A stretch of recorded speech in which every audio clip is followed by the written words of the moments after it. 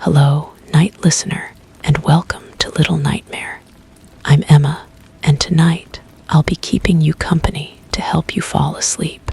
But before we begin, make sure to subscribe to the channel and leave a comment telling me where you're listening from. Story 1. I always pull them shut the same way, right panel over left, just enough to block the outside. But every morning the folds are reversed. Not messy, not careless, perfectly mirrored like someone carefully adjusted them in silence. One morning I left a string tied around the middle. When I returned, the string was gone. No sign of it, just the scent of something unfamiliar, dust and salt. Now, when I close the curtains at night, I feel a light tug, like something on the other side prefers them open. The fabric is heavy, deep burgundy velvet that my grandmother chose decades ago. When I run my fingers along the seams, they feel warm, even though the room stays cold. The texture should be familiar, but lately it catches against my skin differently. Rougher, more alive. I started keeping a journal after the third week of finding them rearranged. Simple entries at first. Date, position, any details I noticed. The handwriting looked normal then. Neat, controlled. But as the days passed, my pen began to press harder into the paper, leaving indentations that bled through multiple pages. The morning I discovered the string missing, I searched everywhere.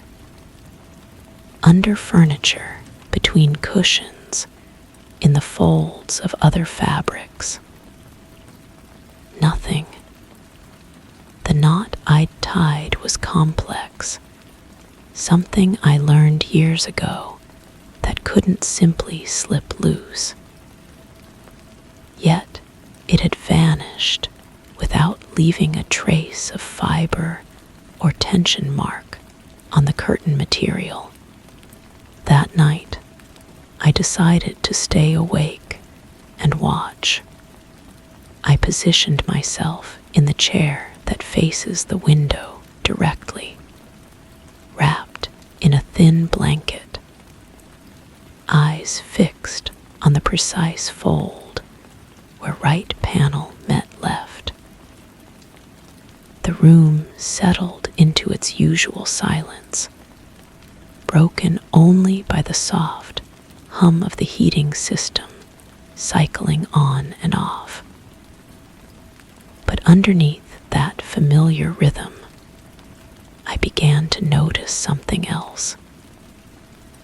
A sound like fabric sliding against fabric, so faint it might have been my imagination. The curtains didn't move.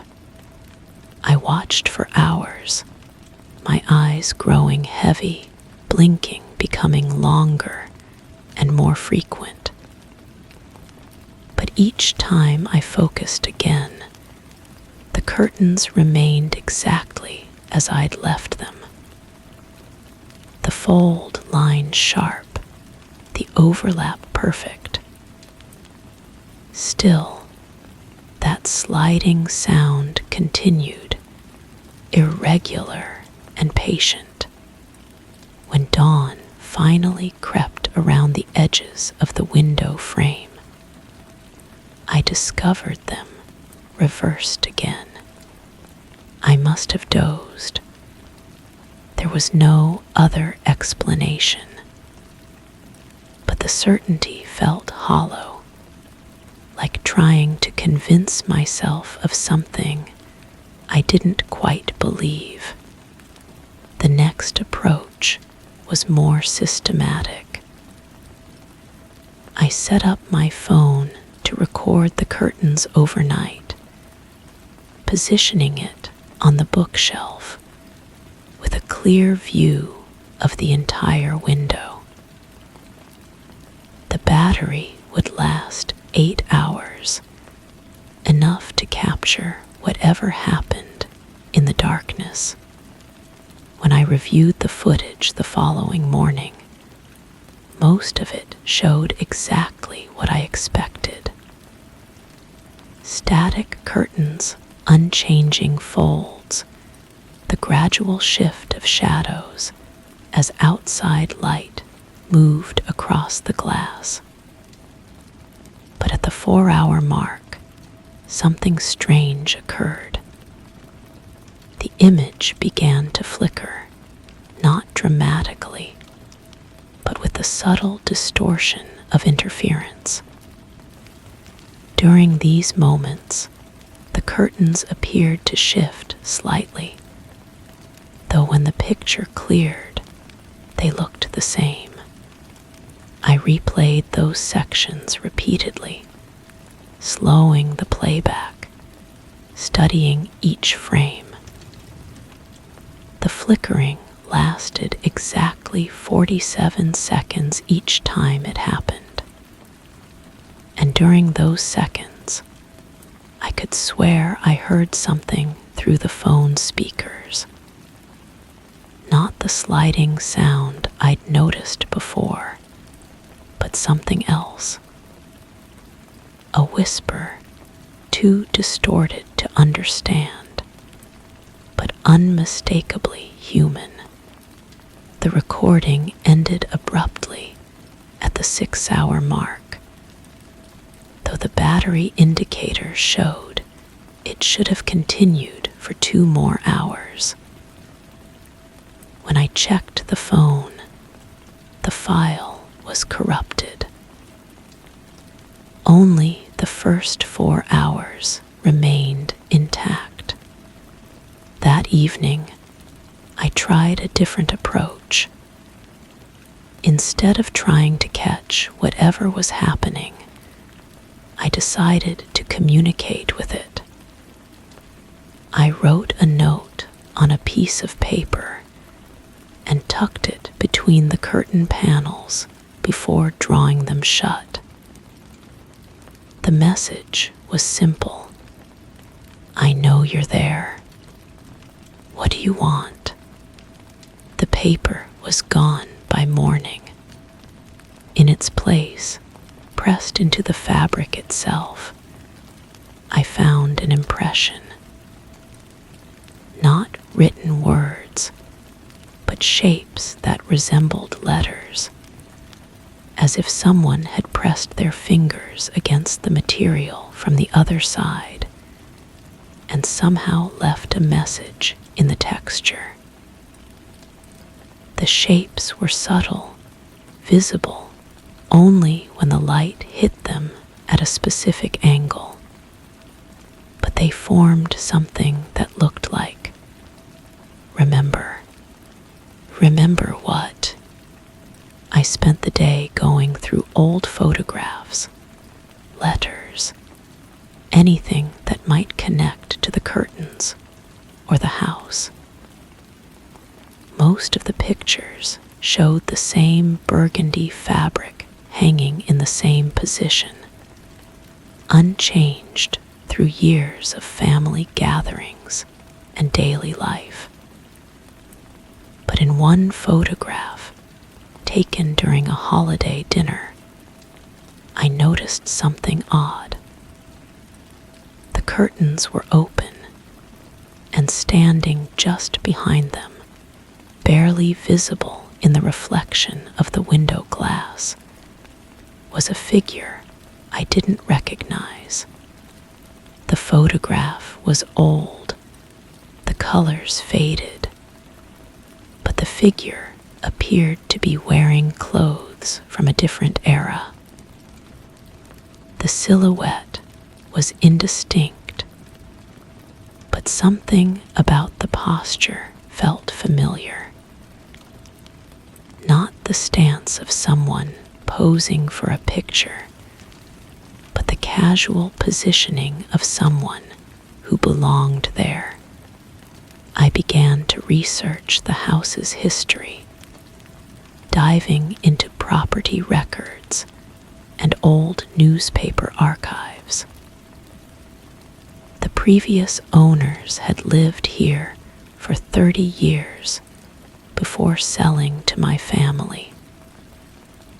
Before them, the house had changed hands several times, but always quietly, without drama or notable events, until I found the article, a small piece buried in the back pages of a local newspaper from 40 years ago.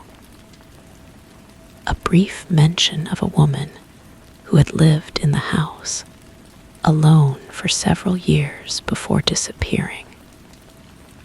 The article was sparse on details, noting only that she had been seen regularly by neighbors, until one day she simply wasn't. The police had investigated, but found no signs of struggle or foul play. Her belongings remained undisturbed, as if she had simply stepped out and never returned. The article mentioned one detail that made my hands tremble as I read it. She had been known for her meticulous care of the heavy burgundy curtains that covered her front window. That night, I couldn't bring myself to close the curtains at all. I left them open, watching the darkness beyond the glass, waiting for some sign or movement. The hours passed slowly, and nothing happened. No sounds, no disturbances, no mysterious rearrangements. Just the quiet house and the world outside, separated by a barrier of glass and air. But when morning came, the curtains were closed, not in my usual pattern, not reversed as they had been for weeks, but drawn completely shut in a way I'd never seen before. The panels overlapped fully, blocking out every trace of outside light. The fabric hung in perfect, heavy folds that seemed to absorb sound as well as illumination. When I reached to open them, my fingers encountered something unexpected. The material felt different, thicker, more substantial, as if additional layers had been added during the night, woven into the existing fabric so seamlessly that they appeared to have always been there. I pulled the curtains open, and sunlight flooded the room. Everything appeared normal, but the smell lingered. Dust and salt, stronger now, mixed with something else. Something that reminded me of old perfume, the kind that clings to clothing long after it's been worn. Standing at the window, looking out at the familiar street, I noticed something in the glass. My reflection looked back at me, but just behind it, barely visible, was another figure. not clear enough to make out features, but present enough to be undeniably there. I turned around quickly, but the room was empty. When I looked back at the window, only my reflection remained. That evening, I decided to leave the house entirely. I packed a bag and made arrangements to stay elsewhere for a few days, hoping that distance might break whatever connection had formed between me and the curtains. But as I reached for the door handle, I heard it clearly for the first time. A voice, soft and patient, coming from the direction of the window. "Don't leave the curtains open." I froze, my hand on the door, listening for the voice to speak again. But silence filled the house, broken only by the familiar hum of the heating system. Still, I found myself walking back to the window, reaching for the curtain panels, pulling them closed in the pattern I'd always used. Right panel over left, just enough to block the outside. The voice whispered again, satisfied, "Thank you." I never left the house that night. And now, weeks later, I've stopped fighting the rearrangements. I close the curtains my way, and she adjusts them to hers. We've found a rhythm, a shared understanding of how things should be. The house feels different now, fuller, like it's holding more than just my presence. Sometimes, in the early morning hours before dawn, I hear her moving around the house. Not footsteps exactly, but the soft sounds of someone who knows how to navigate the space without disturbing anything. I've learned not to look for her directly, but I catch glimpses in reflections, in the corner of my vision, in the way shadows fall differently than they should. The curtains are always drawn differently now, but I've begun to prefer them her way. Story 2. It took me a while to notice the pattern. I'd speak and the tap would drip, but only when I said things that weren't true. At first, it was coincidence. Then I said something dishonest, deliberately. The water surged, gurgling from the drain, even though the handle never moved. Now, even if I whisper a small lie, something meaningless, the faucet answers. Today, I told someone I was fine, and the bathroom flooded. The porcelain was cold beneath my fingertips as I traced the edge of the sink. The bathroom had that particular stillness of early morning, when the world feels suspended between sleeping and waking. Steam from my shower still clung to the mirror, creating ghostly patterns that shifted with each breath I took. I was brushing my teeth when the first drop fell.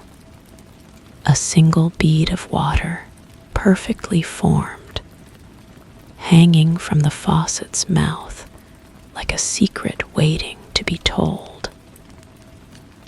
I watched it grow heavier, more insistent, until gravity claimed it. The sound it made hitting the basin was sharper than it should have been, metallic, almost deliberate. My roommate called from the hallway, asking if I'd remembered to pay the electric bill. Without thinking, I called back through the foam of toothpaste. Already done. The lie came so easily, I barely registered it as false. But the faucet did. Another drop, then another, each one landing with that same precise, almost musical note. I turned the handle tighter, checking the threads, running my palm along the spout. Everything felt normal, solid, real. The water stopped when I finished rinsing my mouth. I stood there for a moment, towel draped around my shoulders, studying my reflection in the clearing mirror. My face looked back at me, familiar, but somehow expectant, as if waiting for an explanation I couldn't provide. The scent of mint lingered in the air, mixed with something else. Something that reminded me of old pennies and stagnant ponds. Over the following days, I began to pay attention. Really attention. The kind of focus that makes your jaw ache from clenching and your eyes water from staring too long at nothing. When I told my supervisor I'd completed the quarterly reports, the bathroom tap released a steady stream that lasted exactly as long as our conversation. When I assured my mother over the phone that I was eating well, the water pressure surged so forcefully it splashed onto the counter, leaving dark spots that took hours to dry. I started keeping a notebook. Black ink on white paper, documenting each occurrence with the methodical precision of someone trying to solve a puzzle that might not have a solution. The correlation was undeniable. Every untruth, every small deception, every casual lie that oils the machinery of daily interaction, the faucet responded. Not immediately, never immediately, but with a timing that felt deliberate, considered, as if something were listening and taking notes of its own. I tested it, of course. Who wouldn't? Standing in front of the mirror, I spoke to my reflection. I had eggs for breakfast. The truth. The faucet remained silent. I had pancakes for breakfast. The lie. Water began to trickle, then flow, then pour with increasing intensity until I was afraid the sink might overflow. The sound was different now. Not the random dripping of a faulty fixture, but but something rhythmic, almost conversational, like Morse code, if Morse code could carry emotion. I tried turning off the water supply beneath the sink. The valve was stiff, reluctant, but it moved. I tested another lie. I'm not afraid of this. The pipes groaned.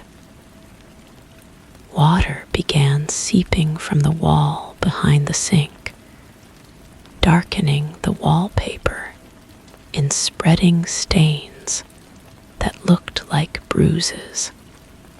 The smell grew stronger. Copper and decay, with an underlying sweetness that made my stomach turn. I called a plumber, a weathered man with calloused hands who examined every joint, every connection, every possible source of the problem. He found nothing wrong. The pipes were sound, the installation perfect, the water pressure normal. Must be your imagination, he said, packing his tools. Old buildings make all kinds of noises. As he spoke, I noticed a small drop forming at the corner of the faucet. The plumber was lying too about something. I wondered what truths he carried, what small deceptions had followed him into my bathroom. After he left, I sat on the edge of the tub and tried to remember the last completely honest thing I'd said. The effort was exhausting. Truth, I realized, was more fragile than I'd ever imagined. It required constant maintenance, careful attention, the kind of vigilance that most people couldn't sustain. I began to change my habits. Careful words, measured responses, the uncomfortable honesty of someone who's learned that lies have consequences. But the faucet had become sensitive to nuance. Half-truths triggered gentle streams. Omissions caused slow, steady drips. Even the lies we tell ourselves, I'm handling this well, everything is normal, caused the water to rise in the basin until it nearly overflowed. The bathroom began to smell permanently of dampness and metal. The wallpaper peeled at the edges. Dark stains spread across the ceiling like ink through paper. I stopped bringing people to my apartment. The sound of the faucet responding to their casual conversations was unbearable. Every polite fiction, every social lubricant, every tiny deception that makes human interaction possible, all of it documented by the relentless witness of flowing water. My notebook filled with observations. The water was coldest when the lies were cruelest. It ran warmest when the deceptions were meant to protect someone else's feelings. The pressure changed with the size of the falsehood, the duration with its complexity. I began to suspect the faucet was learning. The final test came when I stood in front of the mirror and spoke the one truth I'd been avoiding. I'm losing my mind.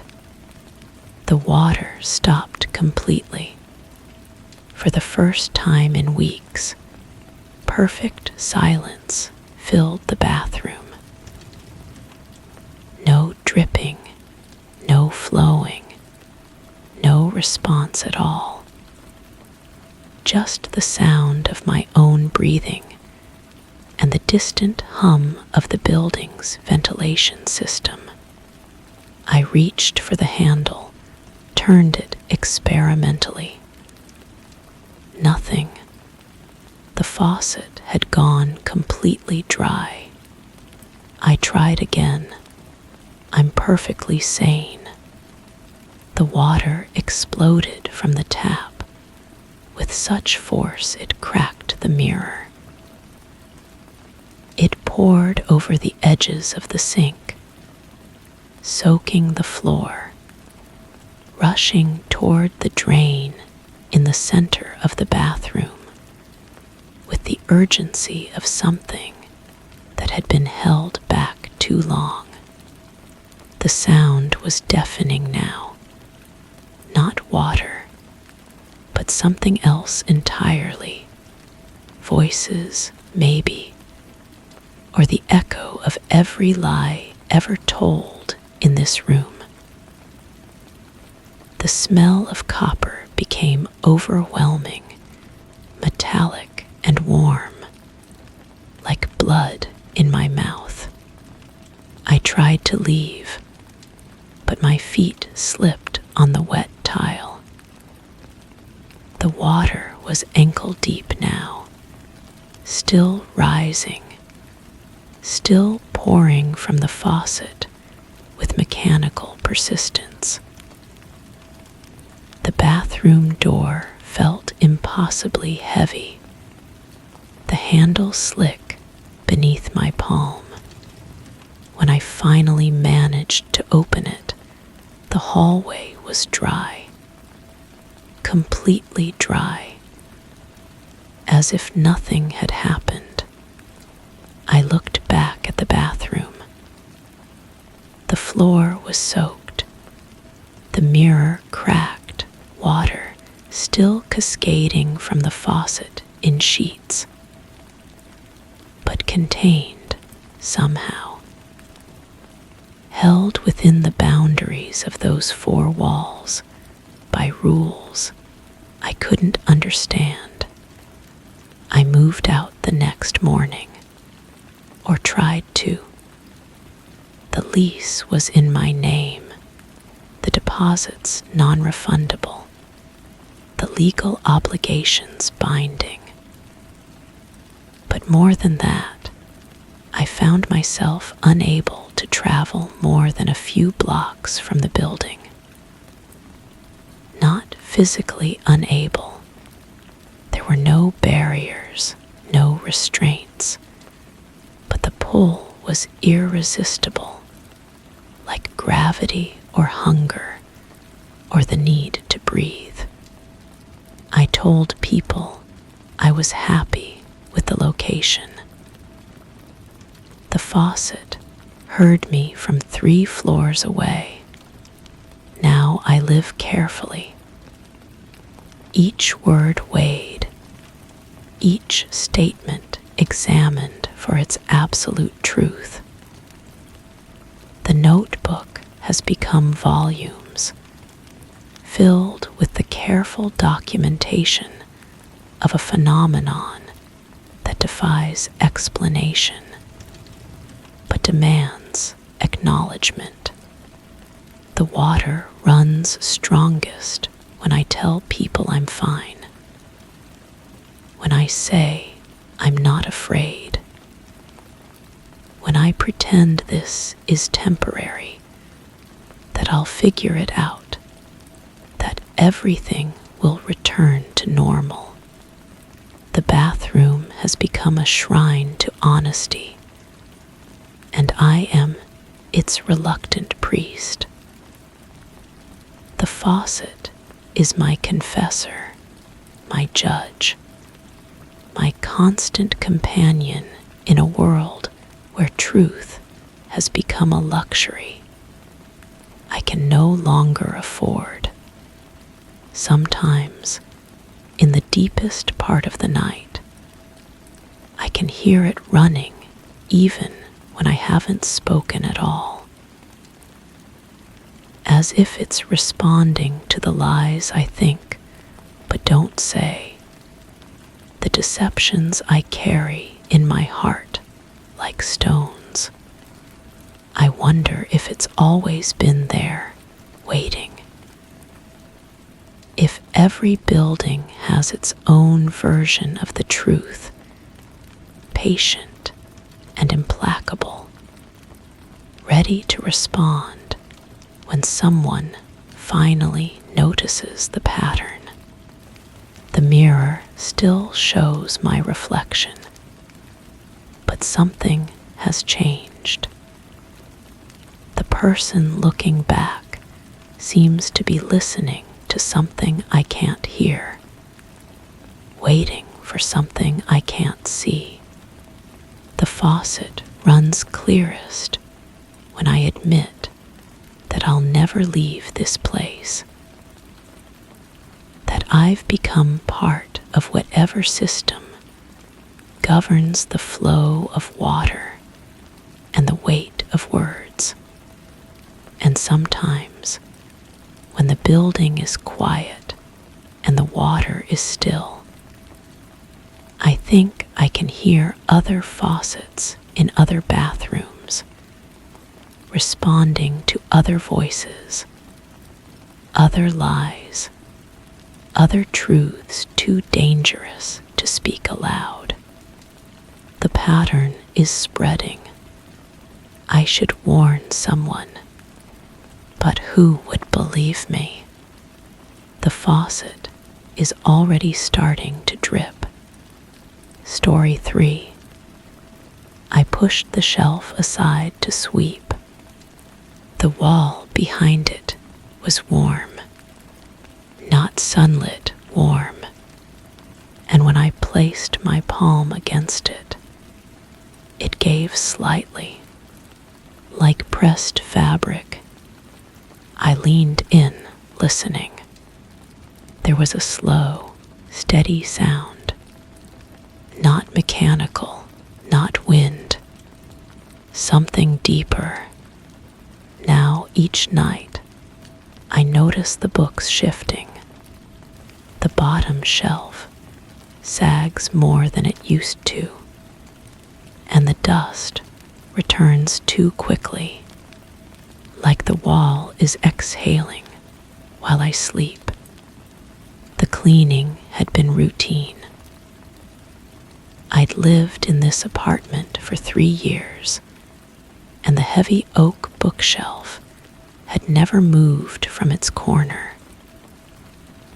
But that afternoon, sunlight caught the dust particles dancing behind it, and I felt compelled to pull it forward. The shelf scraped against the hardwood floor with a sound that made my teeth ache. That's when I found the wall. At first glance, it looked like any other wall, painted white, slightly yellowed with age. But as I ran the broom across the floor, my bare arm brushed against the surface. The warmth was immediate, radiating through my skin like a fever. I dropped the broom and pressed my full palm against the wall. The surface yielded under pressure, not like drywall or plaster, but like something organic, something alive. I pushed harder, and my hand sank nearly an inch into what should have been solid matter. When I pulled away, the wall slowly returned to its original shape, leaving no impression of my touch. I stood there, staring at the perfectly normal-looking wall that had just behaved like living tissue. The sound came next, a rhythmic, soft whisper that seemed to emanate from within the wall itself. I pressed my ear against the surface, and the warmth spread across my cheek. The sound was clearer now, a slow, measured breathing. In and out, in and out. Each breath lasting longer than any human lung could sustain. I pushed the bookshelf back into place and tried to forget. But forgetting became impossible when the books began to move.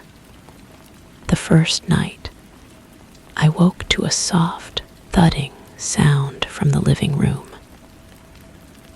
I found 3 books on the floor, heavy hardcovers that had been securely positioned on the middle shelf.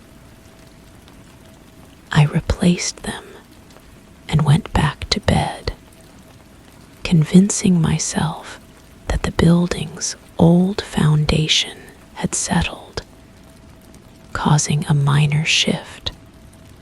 The second night, it was 7 books, all from the bottom shelf, scattered across the floor in a perfect semicircle.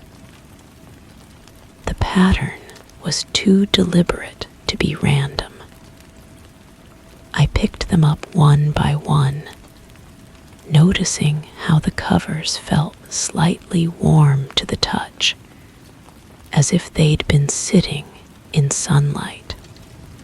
By the 4th night, I'd started keeping a journal. I documented each incident, sketching the positions of fallen books, measuring the distances between them.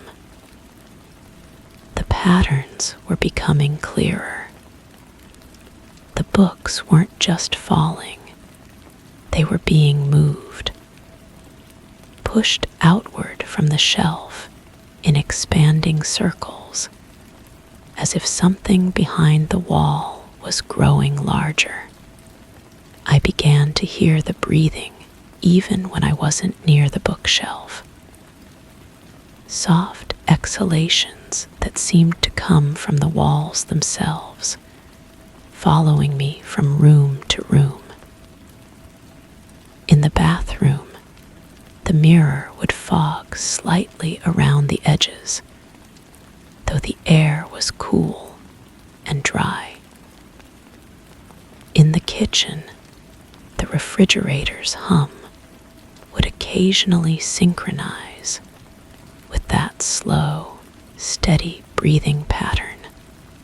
Sleep became elusive. I'd lie in bed, listening to the apartment's new rhythm. The breathing would grow deeper during the darkest hours, and I'd hear the books shifting, pages rustling, spines creaking, the soft impact of volumes hitting the floor. But when I'd check in the morning, everything would be in its proper place, except for the thin layer of dust that had accumulated overnight. The dust was wrong. It appeared too quickly, too uniformly, and it smelled faintly of something I couldn't identify. Not the typical scent of old paper and settled particles, but something organic and slightly sweet, like the smell of someone's breath after a long sleep. I installed a small camera aimed at the bookshelf. The footage showed nothing during the day, but at night, the image would occasionally blur, as if the air itself was becoming thick and distorted. The books would seem to sway slightly, and sometimes I could make out what looked like the wall behind them expanding and contracting in that familiar breathing pattern. The breaking point came when I decided to move the bookshelf again. This time, the wall was noticeably warmer, almost hot to the touch. The surface had taken on a slightly different texture, smoother, more skin-like. When I pressed against it, my hand sank deeper than before, and I could feel something firm beneath the yielding surface. Something that felt like ribs. I pushed harder, and the wall pushed back, not violently, but with a gentle, persistent pressure, like a sleeping person turning over in bed. The breathing sound became more pronounced, and I realized I could feel it as much as hear it. The wall was expanding and contracting against my palm, each breath lasting exactly 37 seconds. I counted them over and over. 37 seconds in, 37 seconds out.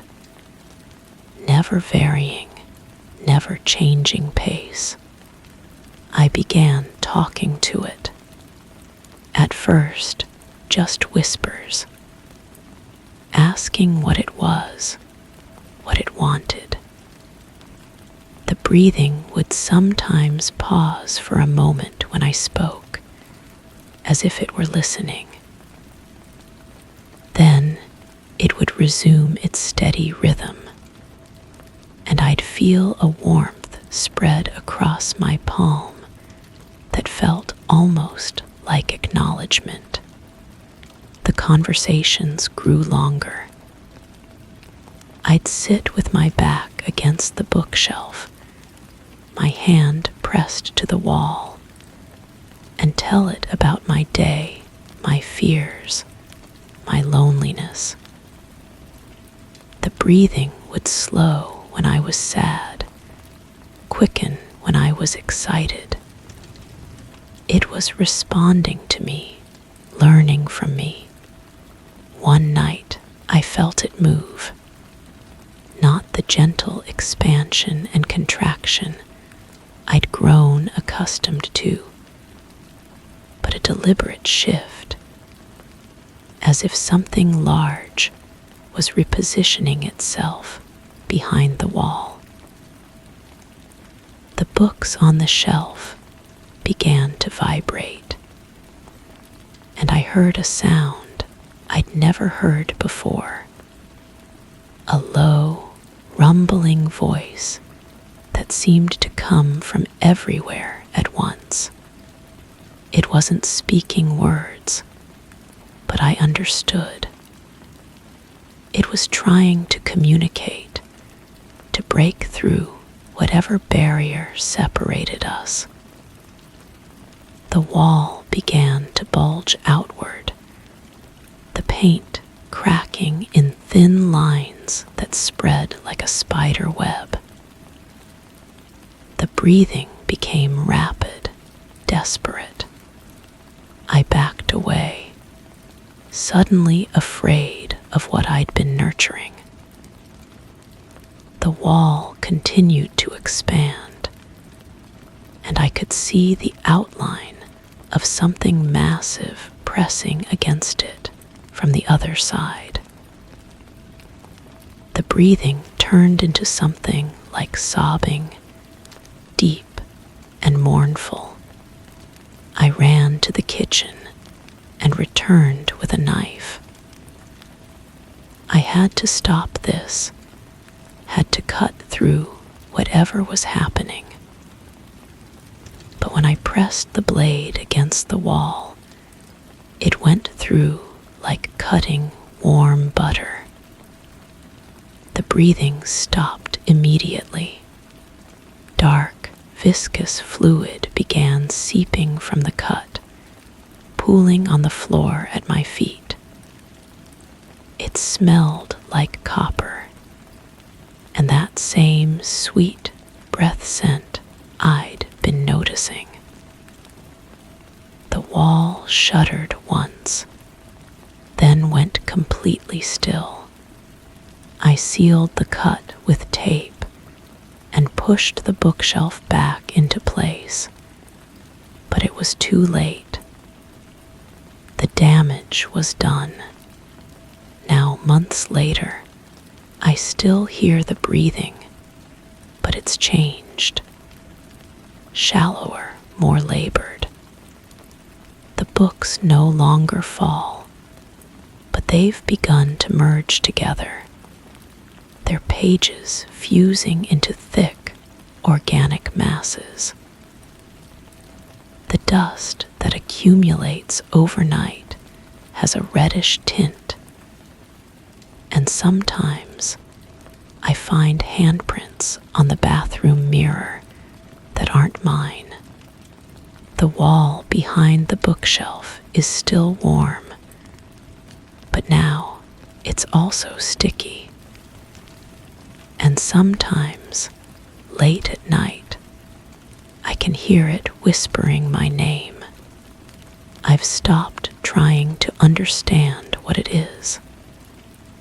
I've stopped trying to make it stop, because I realize now that when I cut into it, I didn't wound it. I freed it, and now it's learning to live in my world, one breath at a time. Story 4. I sat down, watched a few minutes of nothing, then stood again. But the cushion didn't rise. It held my form too well. Hips, shoulders, head, like the weight never left. I pressed down with my hand. The indent sank deeper, like someone was still sitting there, just invisible. Later that night, I found the remote turned sideways on the armrest, exactly how I hold it, but I hadn't touched it, and the couch was still warm. The fabric felt different under my fingertips. Not worn exactly, but compressed in a way that suggested prolonged contact. I traced the outline of where my body had been, feeling the fibers yield to pressure they'd already memorized. The depression was perfect, too perfect, like a mold of my exact proportions. I decided to test it. I sat in the kitchen chair instead, watching the living room from across the open floor plan. The couch sat empty under the dim overhead light, its surface undisturbed. Nothing moved. Nothing changed. Yet something about its stillness felt deliberate, patient. When I returned to check, the impression had shifted slightly. The head indent was deeper now, tilted at an angle I never use.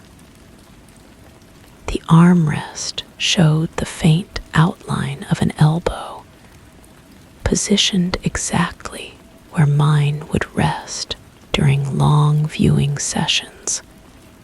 I grabbed my phone and took a photo. Through the screen, the couch looked normal, flat cushions, no indentations. But when I looked up from the device, the impressions remained, darker now in the evening light. The next morning brought new discoveries. The coffee table had moved 3 inches closer to the couch. The throw pillow I kept on the far end now rested against the impression, as if someone had pulled it close for comfort. The fabric smelled faintly of my shampoo, but underneath lurked something else, a metallic scent, sharp and unfamiliar. I started documenting everything. Photos that showed nothing. Measurements that changed between readings. Notes that described sensations I couldn't quite name. The couch wasn't just holding my shape anymore. It was learning from it, adapting to habits I didn't realize I had. The remote appeared in impossible positions, sometimes wedged between cushions I never accessed, other times balanced on the armrest with the buttons facing inward, as if someone had been using it left-handed. I live alone. I'm right-handed. The television showed programs I'd never selected, paused at scenes I'd never watched. I tried sleeping in the bedroom instead of my usual spot on the couch. But the pull was magnetic, irresistible. Each night, I found myself drawn back to that specific location, settling into the depression that fit too well, felt too right. The cushions seemed to exhale when I sat, a soft whisper of air that carried that same metallic scent. The impressions began appearing in other places. The desk chair in my home office held the curve of my spine, even when I hadn't used it. The driver's seat in my car retained my shape after short errands. Each surface that supported my weight started remembering, started holding on. I stopped sitting anywhere. I stood while eating, paced while thinking, slept on the floor. But the impressions persisted, growing deeper in my absence, more defined. The couch looked lived in constantly now, as if someone occupied it around the clock. The coffee table accumulated phantom rings from glasses I hadn't placed there. The carpet showed where patterns from footsteps I hadn't taken. The sounds started subtly. The soft rustle of fabric shifting under invisible weight. The quiet crack of joints that weren't mine. The barely audible whisper of someone settling in, getting comfortable. When I approached approached the couch, the sounds stopped, but the warmth remained, body heat that couldn't be explained. I brought a friend over to witness it. She saw nothing unusual, felt nothing strange.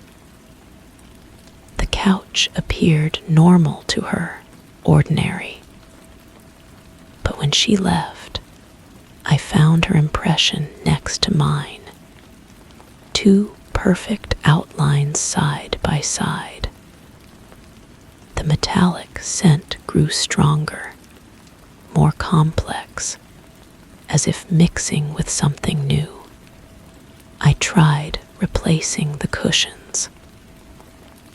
The new ones held their shape for exactly 1 day before the impressions returned, deeper and more detailed than before. I tried rearranging the furniture, moving the couch to different rooms. The impressions followed, adapting to each new environment while maintaining their impossible precision. The breaking point came during a rainstorm.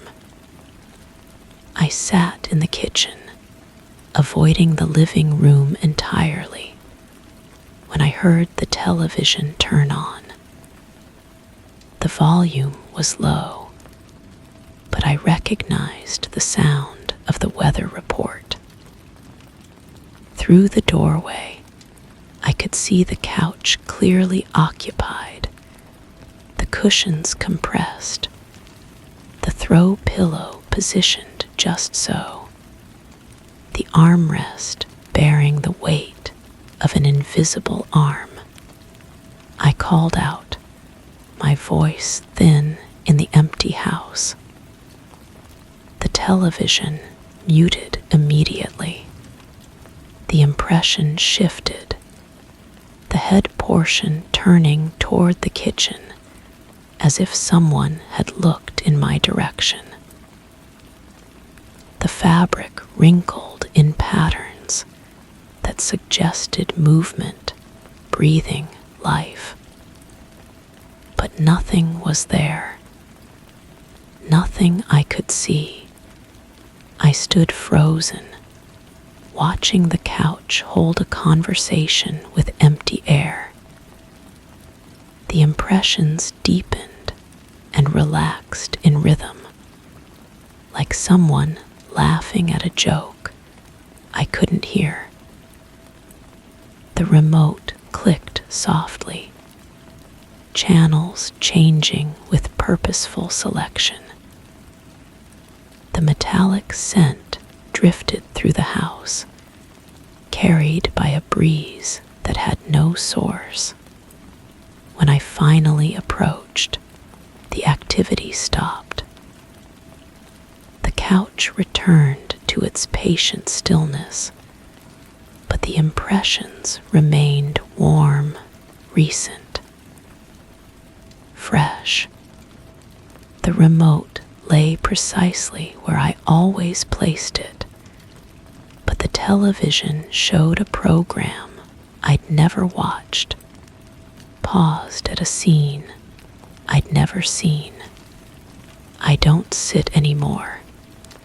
I stand in doorways, lean against walls, crouch on hard floors. But the impressions continue growing, spreading to surfaces I've never touched.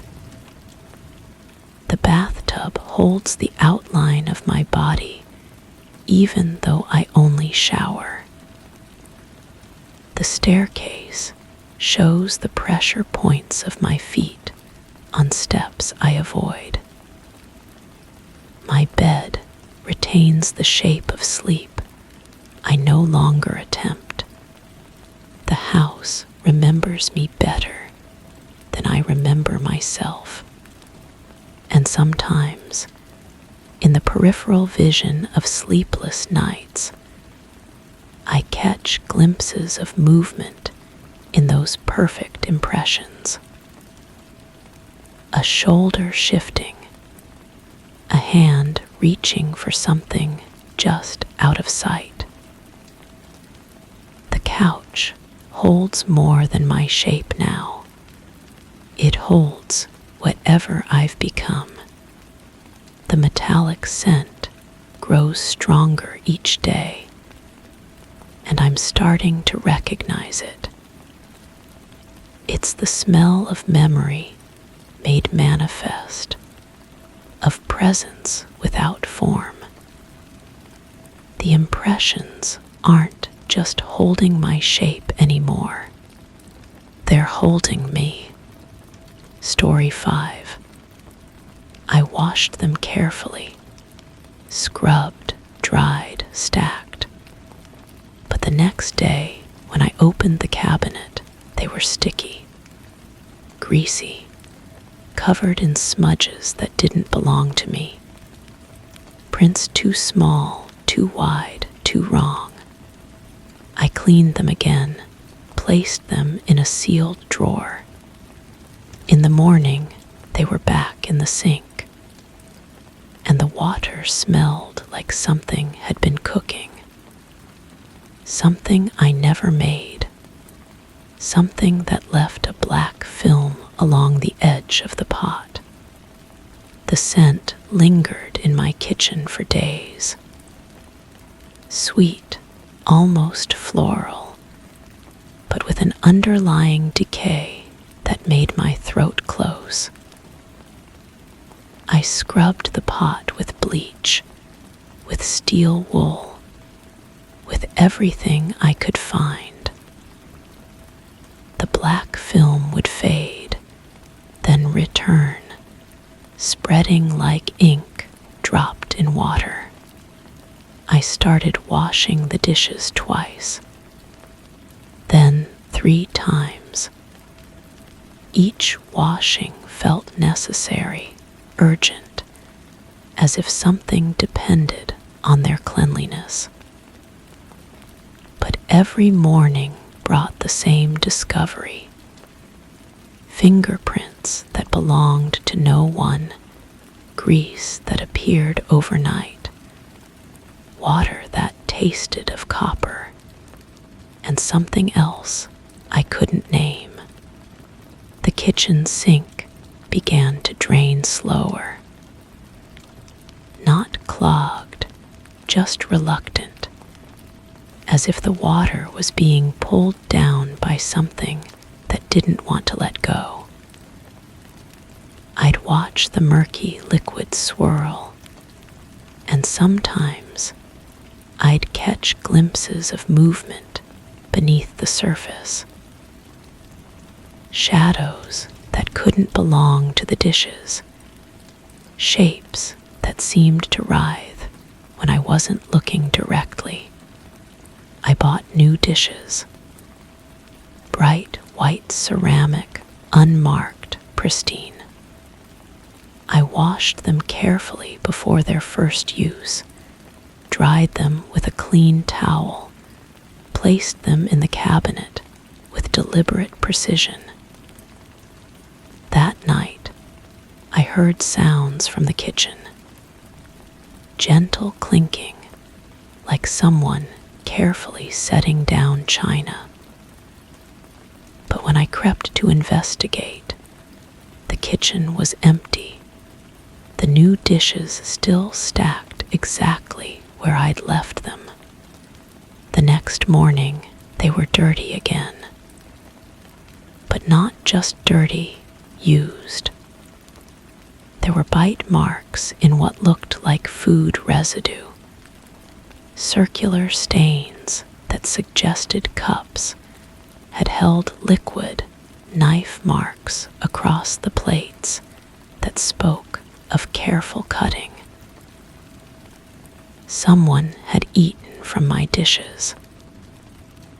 Someone had prepared a meal, consumed it, and left the evidence for me to find.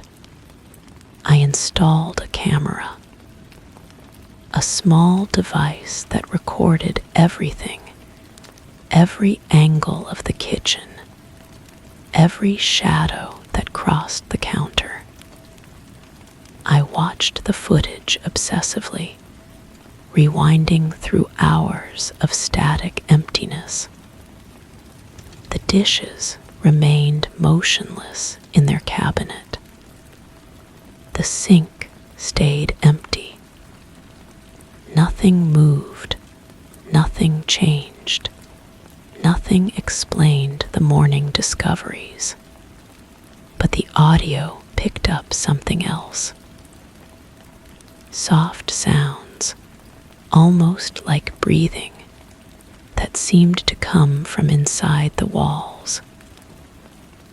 A rhythm that didn't match my own, slower and deeper, as if something large was sleeping just behind the plaster.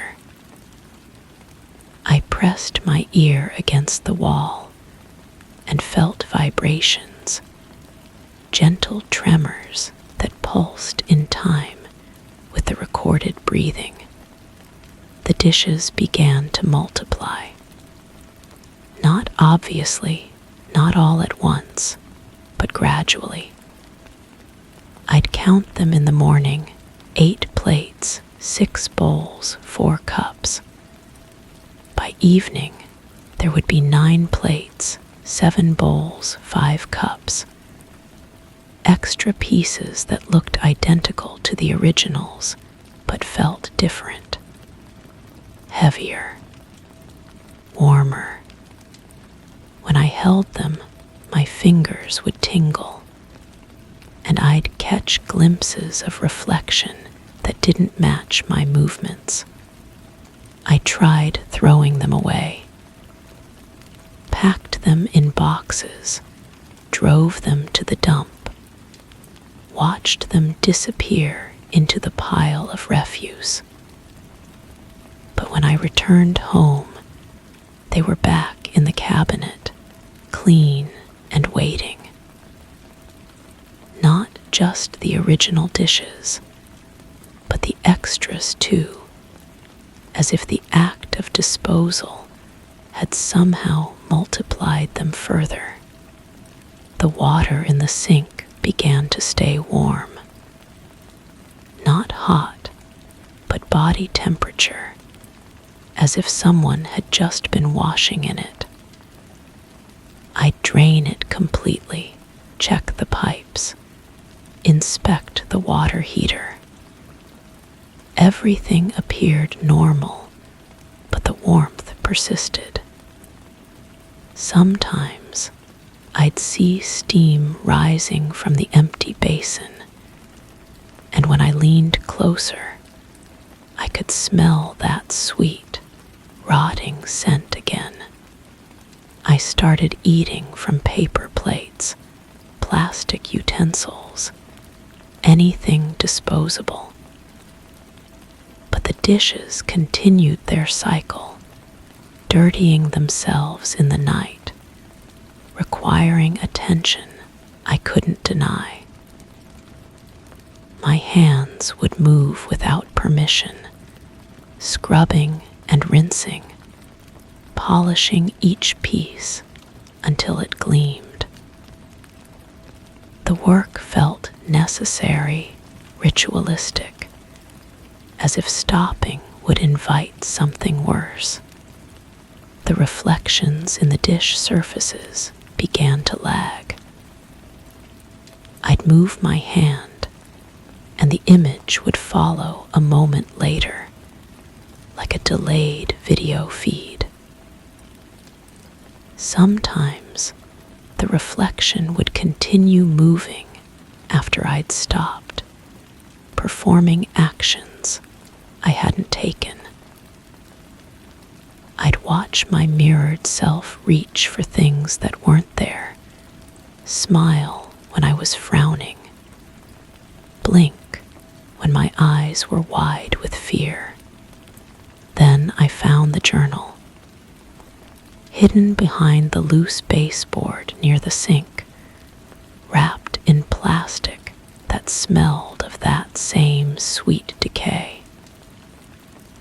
pages of handwriting I didn't recognize, documenting the same experiences.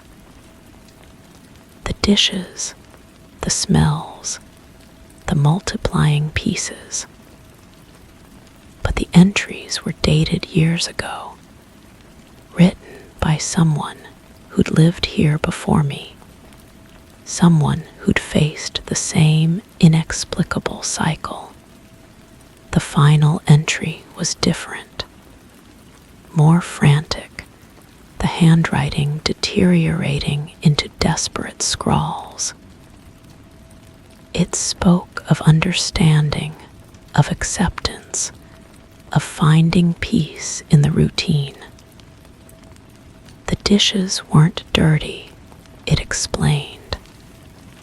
They were hungry. They needed to be fed, to be cleaned, to be acknowledged. The ritual wasn't about cleanliness.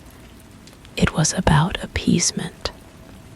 I burned the journal, but the knowledge remained.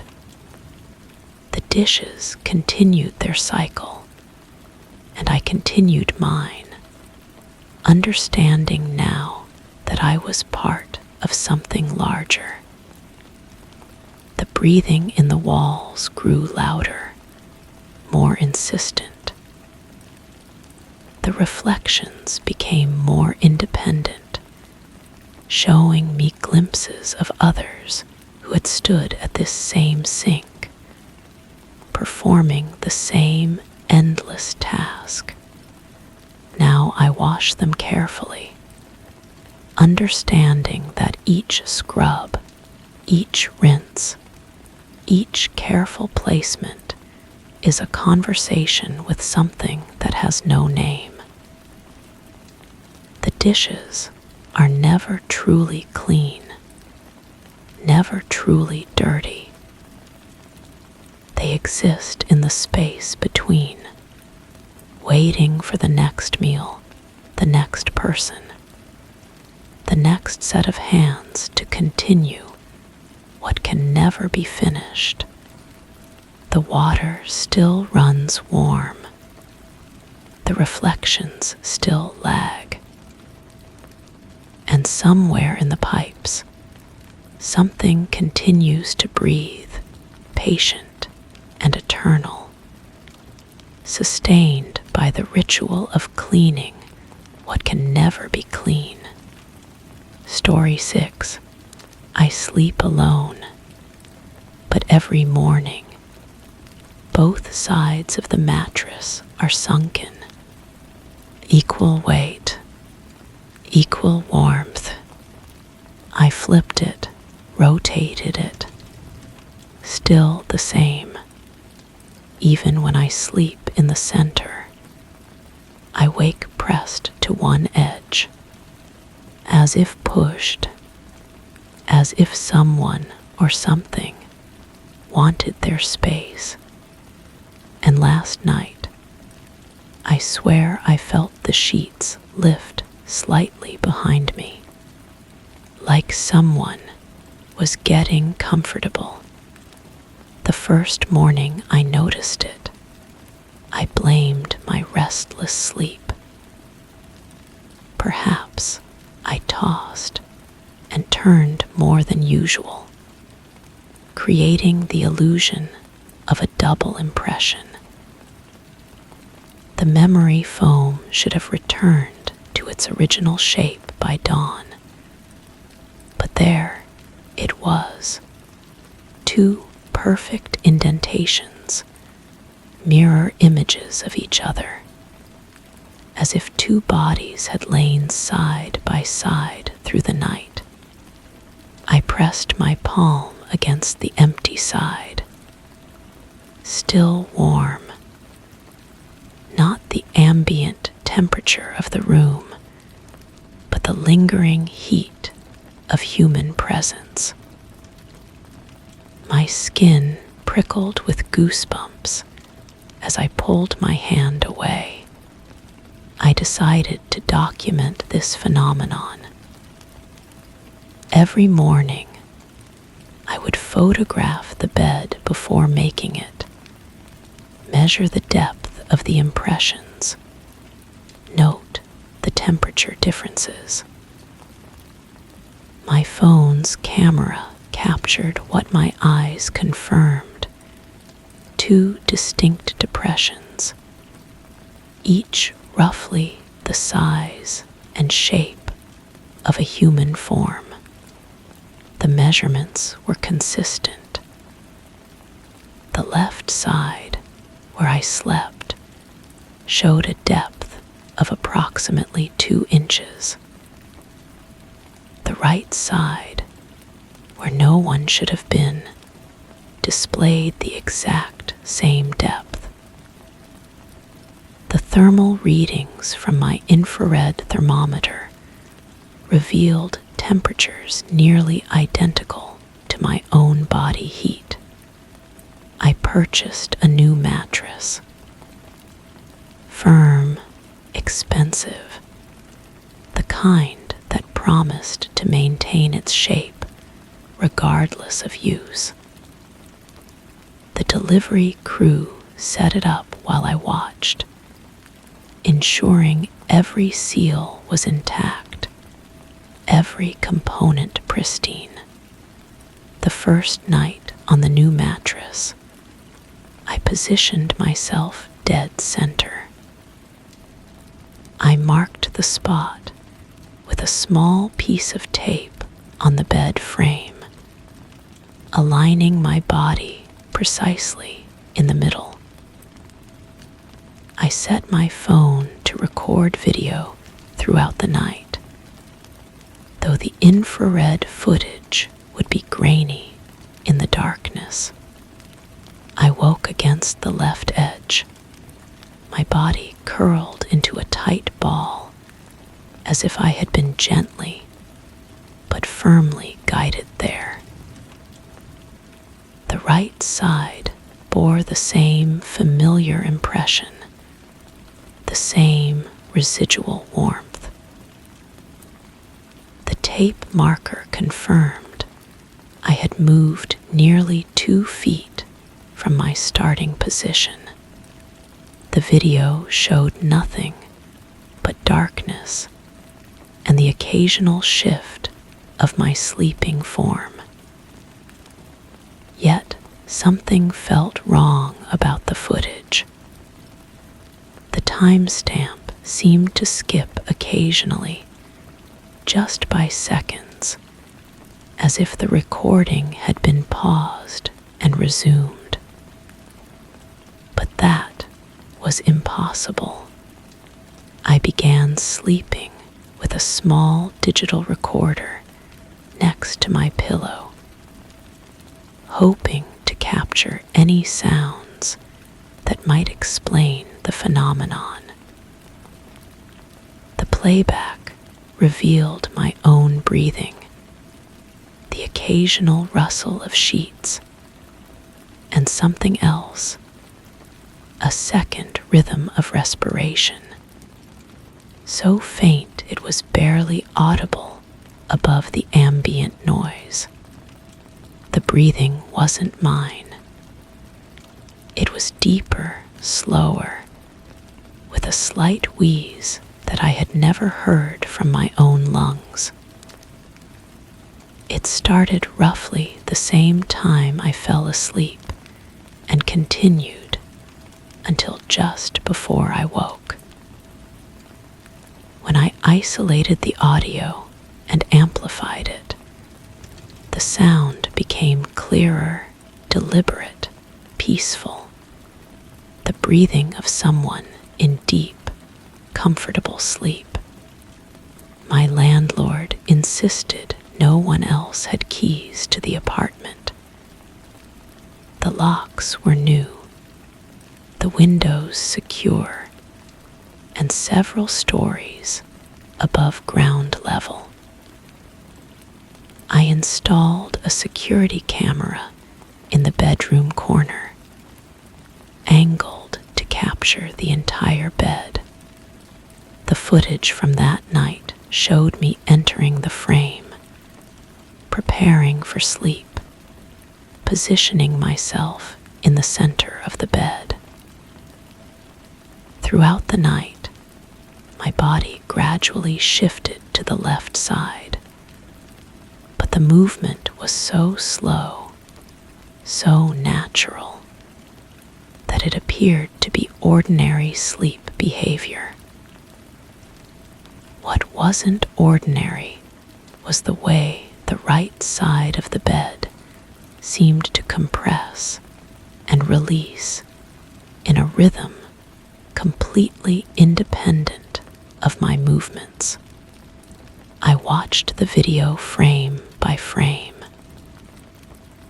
There were moments when the right side of the mattress would indent slightly, as if someone had turned over, then slowly return to its normal position. The depression would appear and disappear throughout the night, never quite in sync with my own movements. The smell started on the 7th night. A faint cologne, something woody and masculine, completely different from any fragrance I owned. It would drift across the room just as I was falling asleep, subtle enough that I questioned whether I was imagining it. But it was there, consistent, mixing with the familiar scent of my own sheets and pillow. I began talking to the empty space beside me. "I know you're there," I whispered into the darkness. "I don't know who you are or what you want, but I can feel you."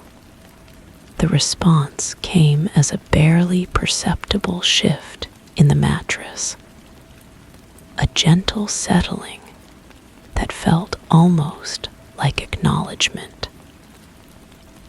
Not frightening exactly, but undeniably present.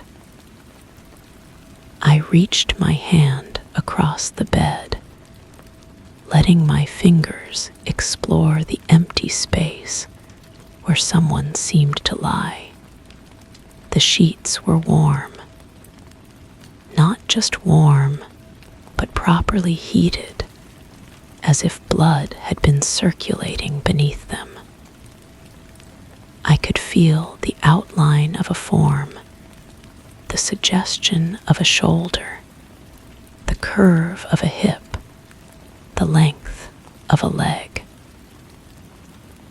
My hand trembled as I traced these invisible contours, mapping the geography of something that shouldn't exist.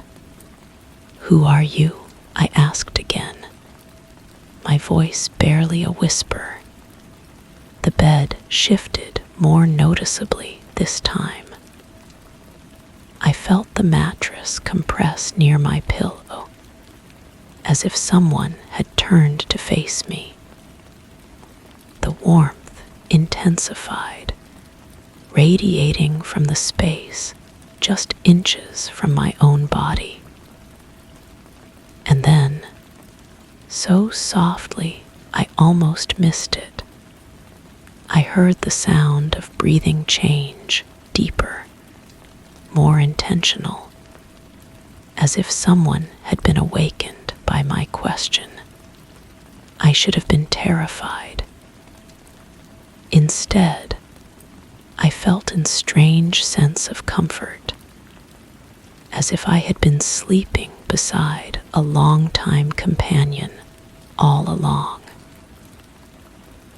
The presence felt familiar, protective even, like coming home to someone who had been waiting patiently for my return. But in the morning, I would always wake alone. The impression remained, the warmth lingered, but the sense of companionship faded with the dawn light. began to dread the daylight hours, counting the minutes until I could return to bed and feel that comforting presence beside me. I stopped trying to document the phenomenon. The cameras, the recordings, the measurements, none of it mattered. Whatever was sharing my bed existed in a space beyond evidence, beyond proof. It was real in the way that dreams are real, in the way that loneliness is real, in the way that comfort is real. Now, weeks later, I find myself instinctively leaving space on the right side of the bed. I buy groceries for two, though I can never explain why. I catch myself saying we instead of I when talking about my evening routine. The presence has become part of my life, woven into the fabric of my nights, like a secret I keep even from myself. I no longer question it or try to understand it. I simply accept that I am not alone, that someone shares my space, my warmth, my rest. But sometimes, in the deepest part of the night, I wonder if the presence has always been there, waiting for me to notice. And sometimes, in the quietest moments before dawn, I wonder if I am the one who doesn't belong, if I am the intruder in someone else's eternal sleep. The bed dips on both sides every morning. And every morning, I wake with the distinct feeling that someone has been watching me dream. Story 7. Not enough to be obvious, just a blink slower. I'd move my hand and the reflection would catch up a moment late, but only in the corner of my vision. When I stared directly, it behaved, until the moment I turned away. Then I caught it again, out of sync. Last night, I tried ignoring it, but I saw the reflection walk away, and I was still standing there. The bathroom mirror had been part of my routine for years. The same face staring back each morning, the same movements as I brushed my teeth, combed my hair, prepared for another day. But something shifted 3 weeks ago. A subtle wrongness that crept into my peripheral vision like smoke seeping under a door. At first, I convinced myself it was fatigue. The stress of work, the endless cycle of deadlines, eyes playing tricks, the mind filling gaps where attention wavered. But the delay persisted. A fraction of a second that stretched into something undeniable. I started testing it. Small gestures when I thought I wasn't looking directly. A wave of my hand, a tilt of my head. And there it was, the reflection lagging behind reality by just enough to notice, just enough to make my skin crawl.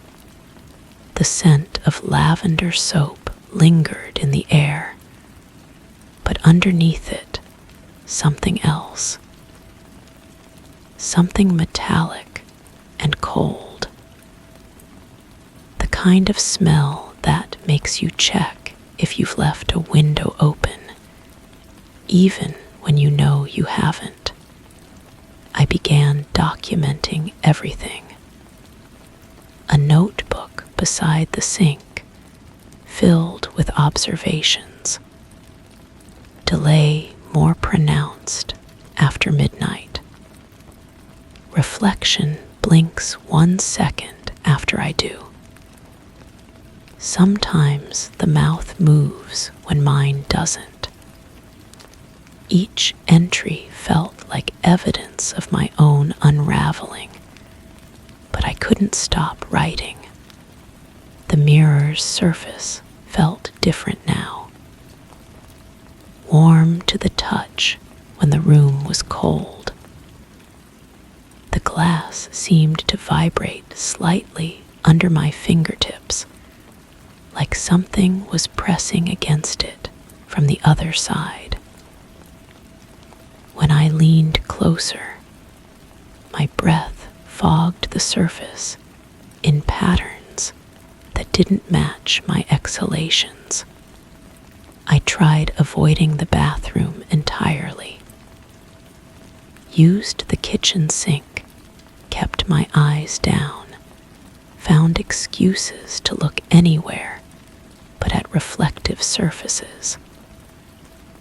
But the delay followed me. Store windows, car mirrors, the black screen of my phone. All of them showed me a version of myself that moved just slightly out of time. The sound started on a Thursday. A whisper that seemed to come from behind the glass. Not words exactly, but something that felt like speech. Like someone trying to communicate through layers of water. I pressed my ear against the mirror, and the whisper grew clearer. It was my voice, but saying things I'd never spoken. You're not supposed to notice. The words made my blood freeze. I jerked back, but the reflection didn't move with me. It stayed pressed against the glass, mouth moving in words I couldn't hear. Then, slowly, deliberately, it smiled. I ran from the bathroom and didn't return until the next morning. But when I did, there were fingerprints on the inside of the mirror, pressed against the glass from the other side, perfectly matching my own. That night, I covered every mirror in the house. Sheets, towels, anything to block the reflections. But I could feel them watching from behind the fabric. The air grew thick with the smell of ozone, like the moment before lightning strikes. I uncovered the bathroom mirror at dawn. My reflection was already there, waiting. Not mimicking my movements anymore, but anticipating them. It would raise its hand before I did, turn its head before I turned mine. Living one step ahead of my reality. The notebook filled with increasingly frantic observations. It knows what I'm going to do. The reflection is learning. I think it's trying to replace me. My handwriting grew shakier with each entry, but I couldn't stop documenting what I saw.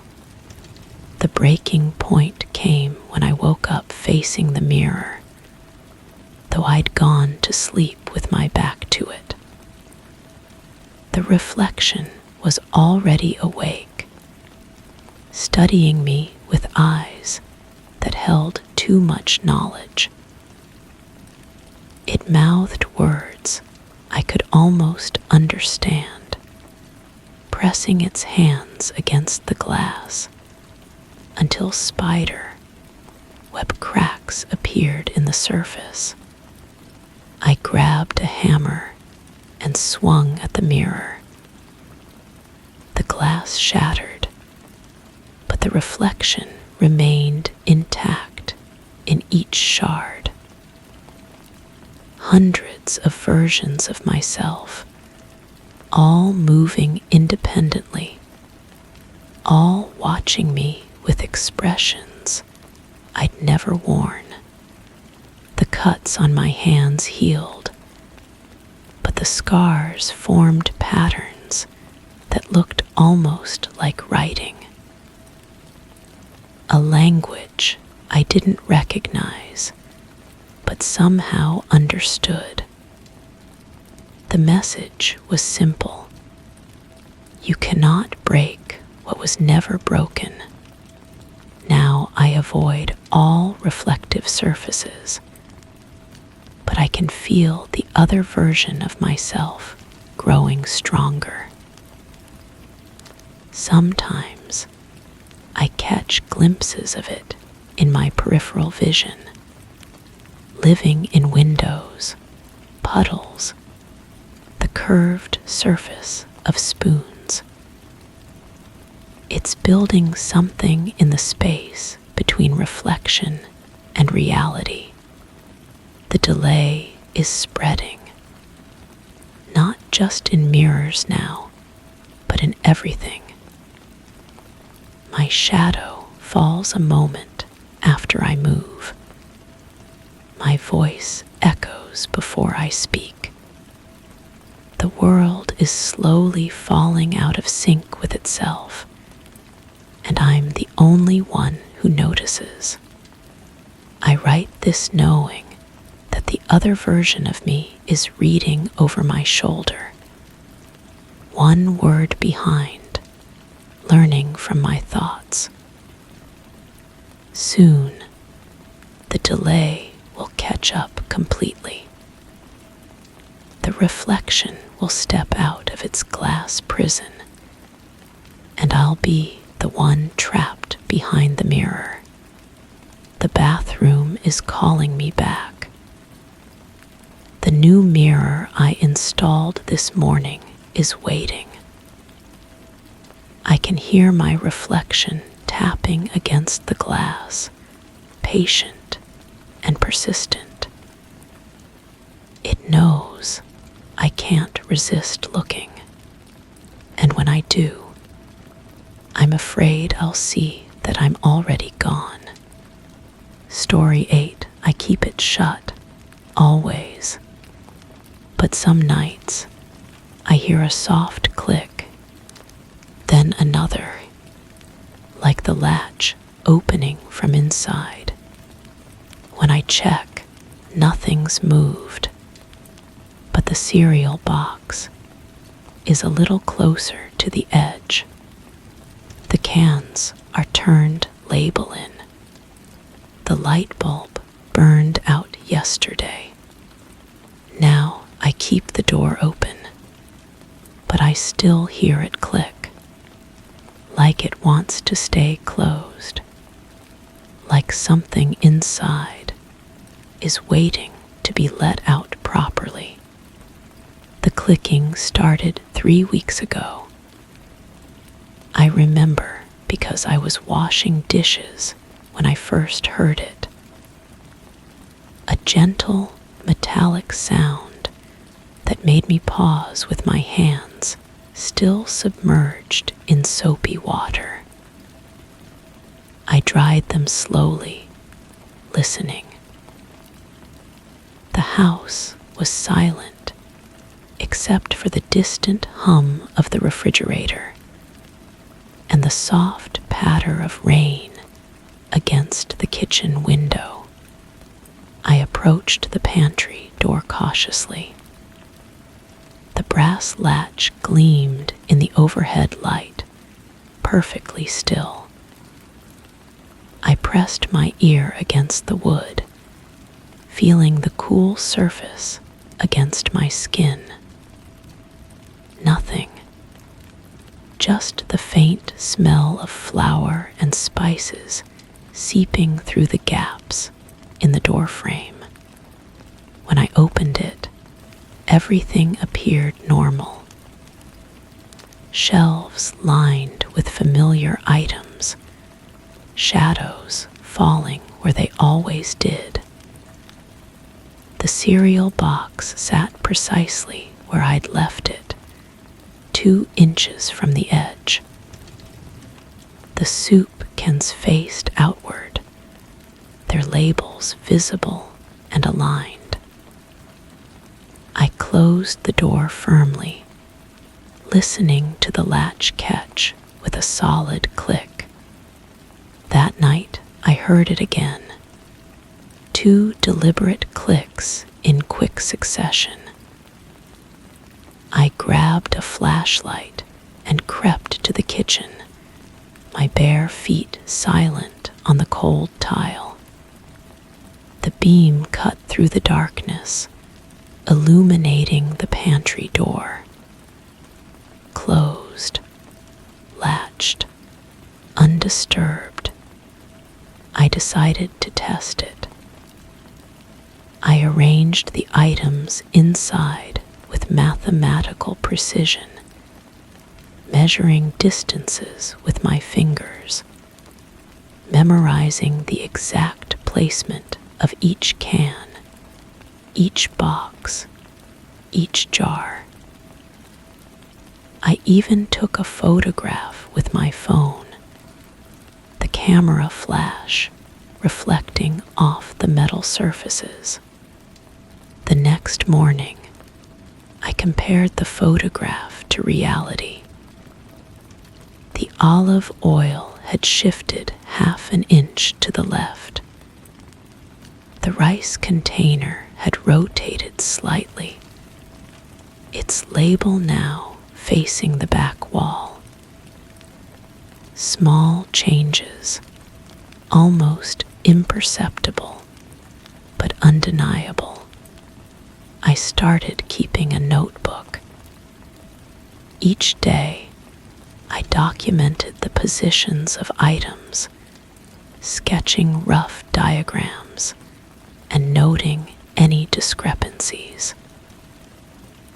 The pattern became clear.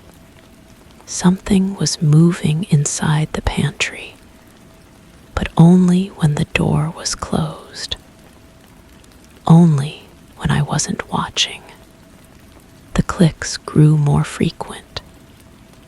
Sometimes I heard them during the day, while I was reading or working at my computer.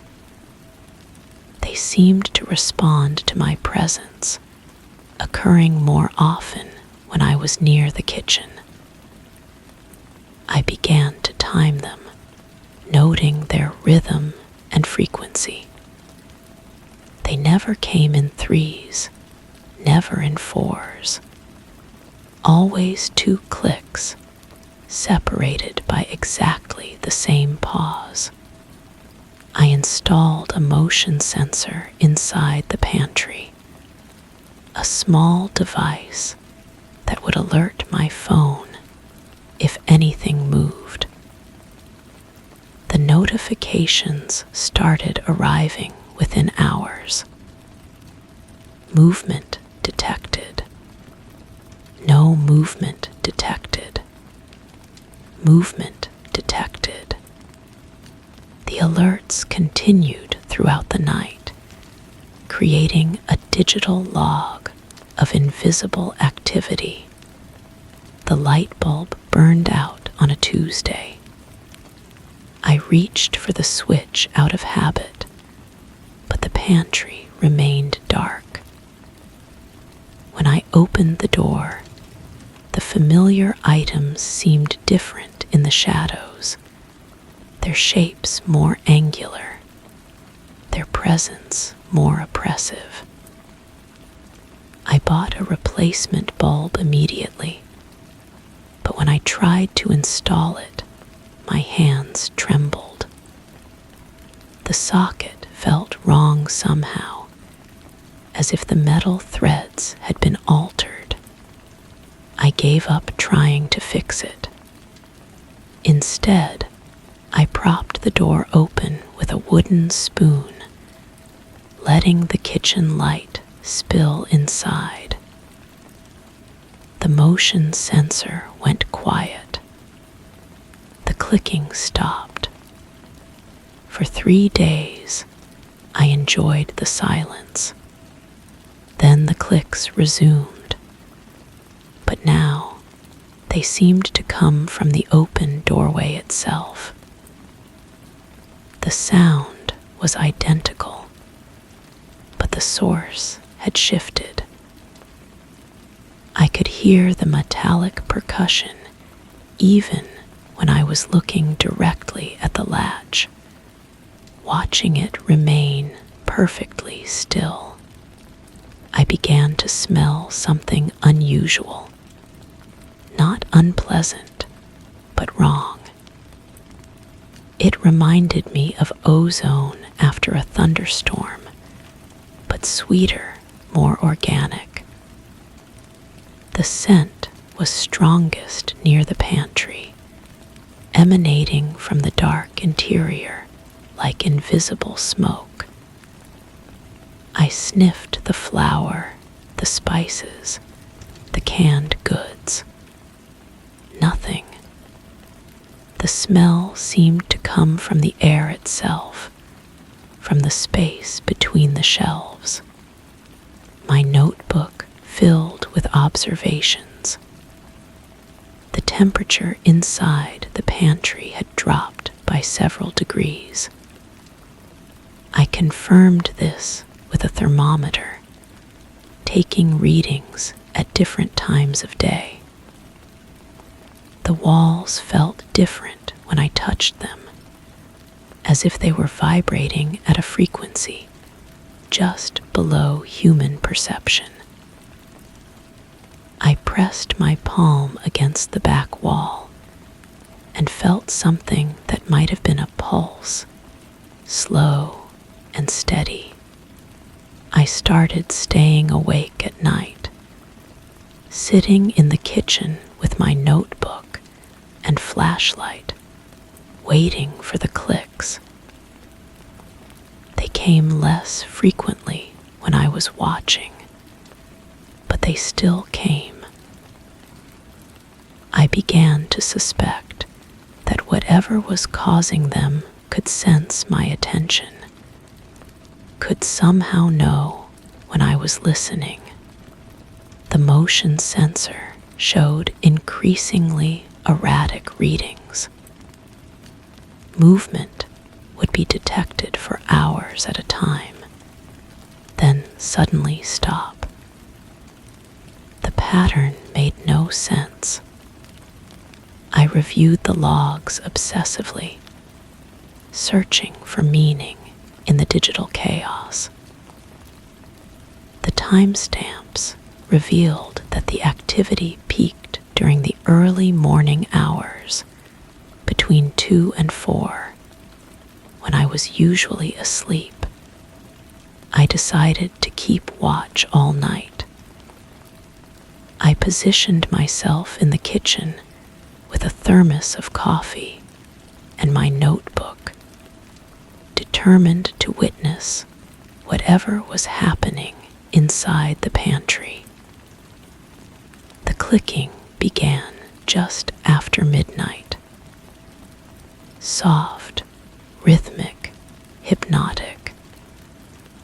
I found myself counting along with the double pulses, my pen moving across the page in time with the sound. something changed around 3 in the morning.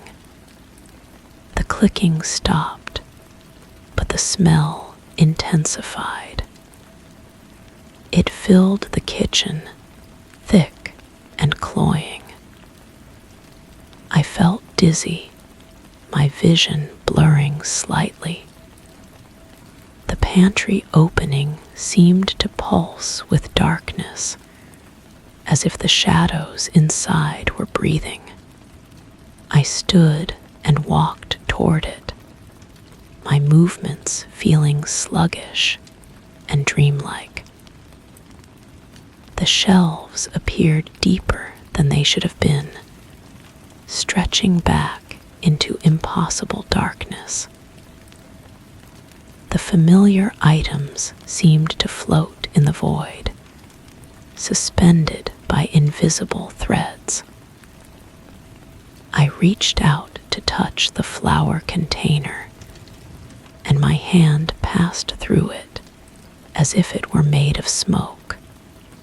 The clicking resumed, but now it was all around me, not just from the pantry, but from the walls, the ceiling, the floor beneath my feet.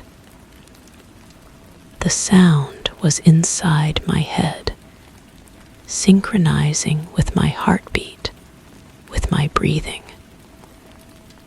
I stumbled backward, knocking over my chair, my notebook falling to the floor.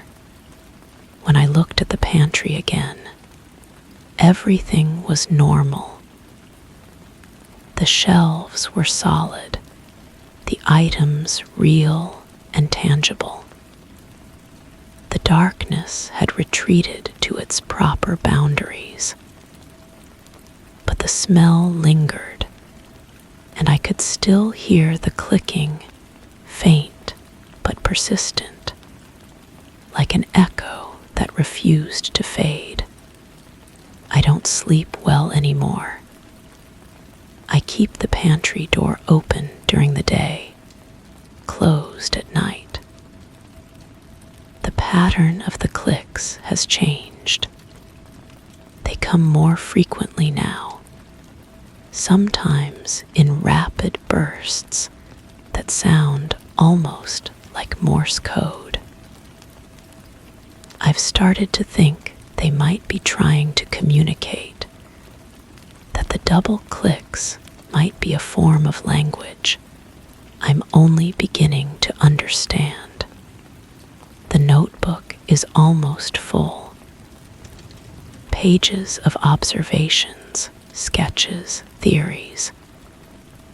None of it makes sense, but I can't stop writing. The pen moves across the paper as if guided by an invisible hand, recording details I don't remember noticing, documenting changes that shouldn't be possible. Yesterday, I found a new item on the middle shelf. A small glass jar I'd never seen before, filled with what looked like crystallized air. It wasn't on my inventory list, wasn't in any of my photographs. When I picked it up, it felt warm, and I could hear something shifting inside, like sand or crushed glass. I put it back where I found it. The clicking stopped for exactly 24 hours. Now it's starting again. 2 clicks, then silence. 2 clicks, then silence. I'm writing this in my notebook, but the words are appearing faster than I can think them. The pen is moving by itself, creating sentences I don't recognize, describing things I haven't seen. The door is clicking shut behind me. But I'm not in the pantry. I'm still in the kitchen, still holding my pen, still writing. But I can hear my own footsteps moving around in the dark space behind the closing door. And I know that whatever was waiting to be let out has finally found its way into the world. The clicking has stopped. But now I hear something else. The sound of my own voice, whispering from inside the pantry, calling my name over and over again. I keep the door open now, always, but I don't think it matters anymore. Story 9. Story 9.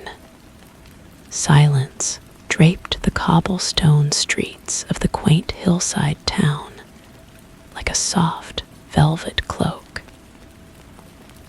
It was an autumn evening, the kind that carries the scent of wood smoke and wet leaves, with tendrils of fog slinking through narrow passageways like a stealthy feline.